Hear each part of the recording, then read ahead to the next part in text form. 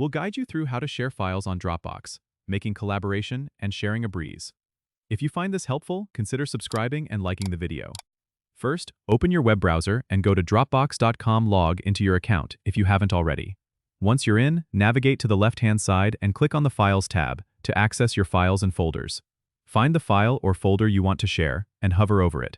You'll see a Share button appear on the right. Click on that button to open the sharing options. In the pop-up that appears, you can enter the email addresses of the people you want to share the file with. You can also choose their permission level, like whether they can edit or just view. If you want to share a link instead, click on Create a Link at the bottom of the pop-up. This link can be shared with anyone, even if they don't have a Dropbox account.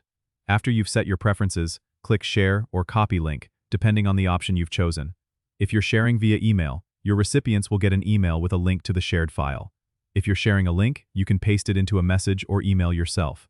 Remember, you can always go back and adjust the permissions or stop sharing altogether by clicking on the Share button again and managing your settings. This flexibility makes Dropbox a great tool for both personal and professional use. Don't forget to subscribe and comment if this helped you out.